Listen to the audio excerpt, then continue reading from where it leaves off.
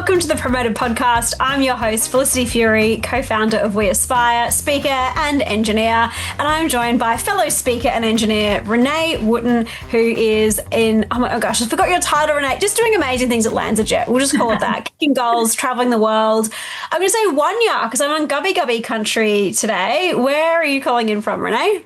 I'm calling in from incredible Larrakia country. I just landed back from the US yesterday, had a fantastic trip away, but very happy to be home and very excited for this conversation, Felicity. I got out of town for a week. I flew over to Chicago, which, by the way, took me 30 hours each direction. It's such a big trek, but I always come back so inspired and excited to make change and even, bring ideas back to Australia or share ideas with people that I meet over in the US about what we're doing over here in Australia. So always find the most exciting moments and opportunities in my career to travel. And it got me thinking, I think that we have a huge amount to discuss with people around the importance of changing your environment to grow your mind. Tell me about your weekend, and also, do you think that this has relevance in your personal life and in your professional career? What have you been up to? Yes, we have been talking before hitting record today, and I feel like I had a very social weekend, which I'm a little bit tired from, but loved it. I'm very much a social butterfly and love connecting with people. And it was actually a really interesting reflection because a lot of the people I was catching up with are quite different from, say, 5-10 years ago. And it was a reflection moment for me to say, oh, okay, I feel like my environment really is changing. And a lot of the people that I was meeting with and catching up with socially were business people. And I love having business people in my environment because it just gets me thinking so differently. I grew up in a very, I would say, like employee-based culture where it was, go to work, get a job. Business wasn't really a thing that was discussed or talked about.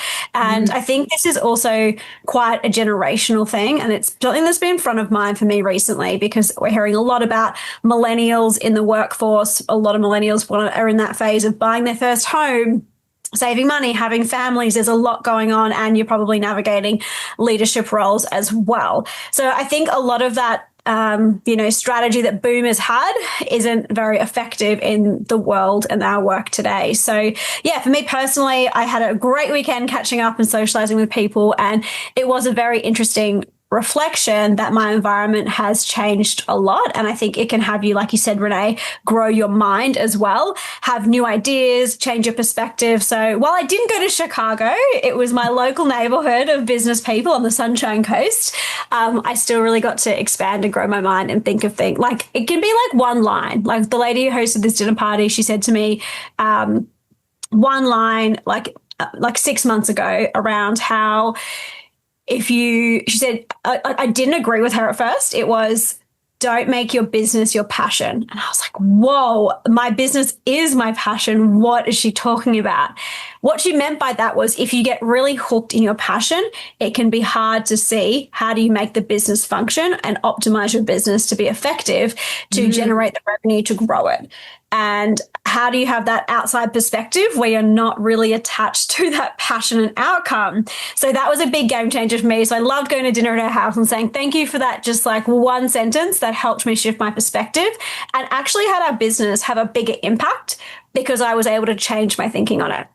How about you, Renee? You've gone, had lots of mentors. We talked about that on previous episodes. Yeah, I feel like getting on a plane for 30 hours is a long way to turn up for work, but it sounds like it was a huge game changer in terms of shifting your environment for a week. What did you learn? Yeah, absolutely. So I guess the reason I really wanted to call this out is because you kind of, we can put so much effort into building a great workplace. We can build such a great effort in, forming friendships and who we spend our time with week to week. And that can all be really great. But I do find that it can, prevent you from thinking about new things or consider a different mindset or I don't want to say that it's sedentary, like things slow down or you kind of plateau in your growth as an individual if you're not bringing in new influences and thinking outside of the box and even visiting new places. But I feel as though every time I go for a walk in the beach or speak to someone new or travel to a different location, it just helps me think outside of the box, or it helps me bring in new considerations or just excitement, inspiration to think about what I'm doing today. And it can just be such small things, like whether it's going to a social dinner on your weekend, or whether it is traveling for work, or even just going to the beach and having some alone time for you to just think about what's happening in your world.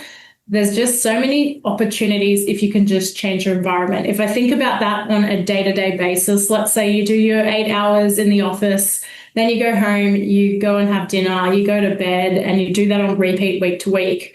What could inspire you or change your thinking if you went to the gym or went to, a networking event, or managed to get a little bit more alone time than you normally would as a parent, for instance, going for that walk? So I just find, we forget to talk about the importance of changing up your routine and making sure that you're, doing that check-in to make sure that you're not holding yourself back, or you're not feeling flat or uninspired. And I find working from home full time, whilst it's incredible in that it gives me flexibility in my day-to-day life in ways, it can be quite lonesome at times, and not that inspiring at times, even though I'm on the phone to people that I work with, even though I'm working on projects constantly. So for me, I just got back from a trip overseas, and it was such an exciting, thrilling experience, probably one of the best work trips I've ever had. And it was because I got to attend a conference and meet so many interesting people. And it got me thinking about, what can we do in the US versus what can we do in Australia? And what are the opportunities for change? And then on top of that, I had some time in my office in person in Chicago at our LanzaJet headquarters. And again, just the power of being in person with the people that I work with. I do about 2 trips, maybe 3 trips a year to the US.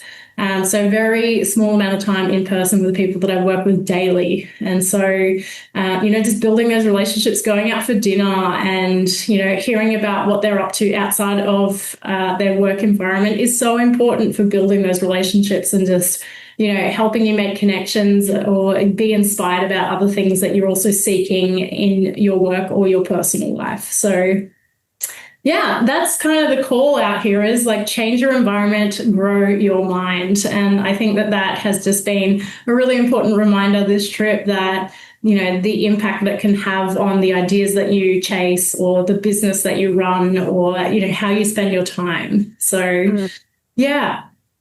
I think it's really powerful too when you might be in a job or in a role, which is something that that you need to do to progress, but you might not have the environment that you want in that role. And I've certainly had those positions where I'm getting the skills I want because I can see that it's going to help me build and get to the next position or the next role.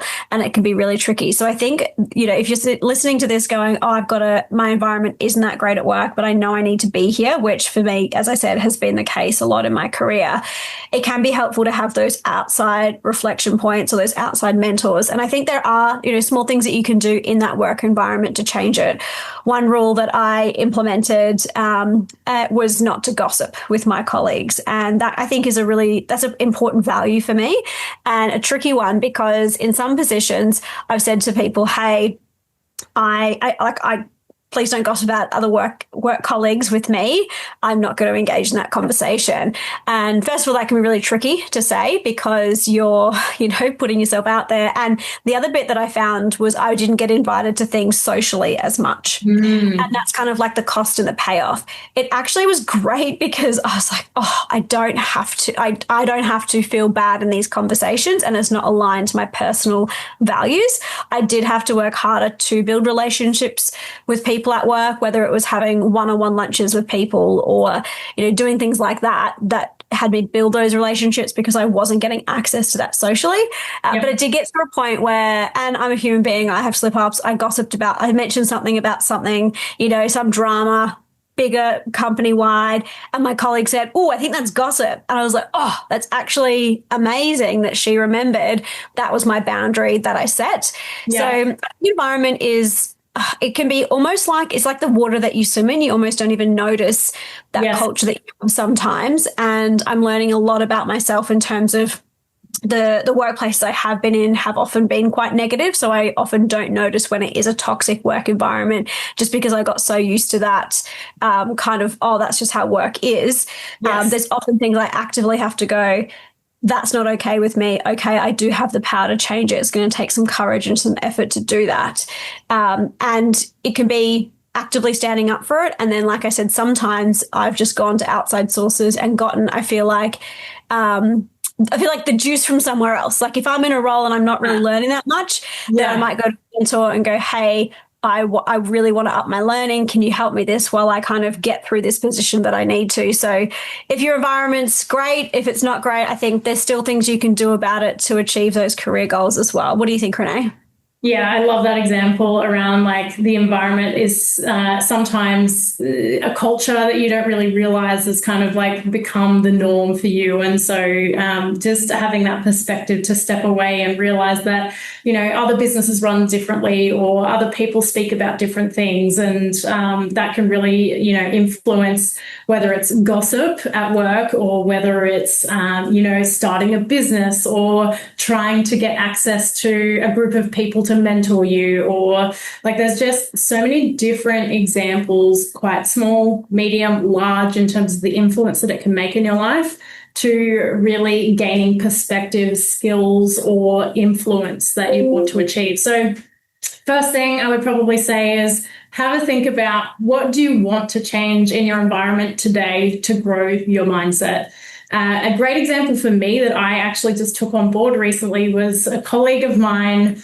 I noticed that they were spending their own money to attend work events because work didn't have any more budget left for professional development, but they still were so curious and really excited about the possibility of getting more involved in other networks and learning other key skills that they started to go out and actually spend their own money on attending networking events.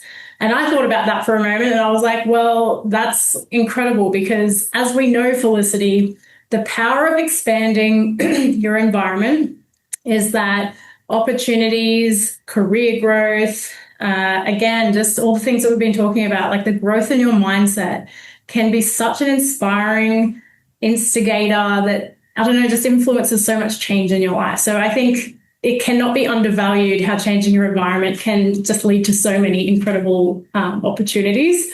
So taking the advice of my colleague, I've actually signed up to go to a conference in Sydney in a few weeks, and I'm really excited by the prospect. Yes, I'm now paying for that myself, but I'm really happy to do that because I know how essential these skills are for me. I'm going to meet more people that can continue to like help me grow and build on those skills. So sometimes things aren't in your control. If work doesn't have budgets or you know, something is outside of your direct job, but you're still really curious. This is just a call out to say, chase that curiosity. You can always do something small, medium, large with your time, with your money, with your network, if you find the opportunity. So find the opportunity, I guess, is the call out today to, you know, change your environment, grow your mindset. Felicity, any thoughts? I think my final thought is that, one, you shouldn't put up with toxic workplaces. I will also call that out. I'm not saying that's a good idea. I wish I didn't do that so much. But that was just it was just normal for me. And I think once you start to, if you have someone who says something like, this is possible, and you think, no way, that's just the world they live in. Like I just think about when we did our first Power of Engineering event, I met a mentor. She's like, this could be a national charity. And I was like, she crazy. And then I went, well, she's a CEO of this company, basically. And she also is in the Reserve Bank Board of Australia. So she probably actually knows more than me. And her environment was different. Her environment was these things could be possible. So you might have people that say, you know, these things can be possible. And it might seem like crazy or strange to you.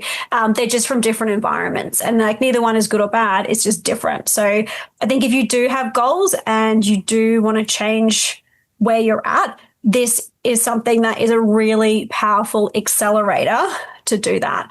And you might be going, I literally know no one who I could talk to. listening to podcasts, getting on YouTube. You can find these mentors in other ways. It doesn't have to be that you personally know them. Follow them on LinkedIn, see what they're up to, go along to events they're going to. There's so many different ways that you can start to change your environment. And before you know it, I think for me, my journey has been, I've started to do that.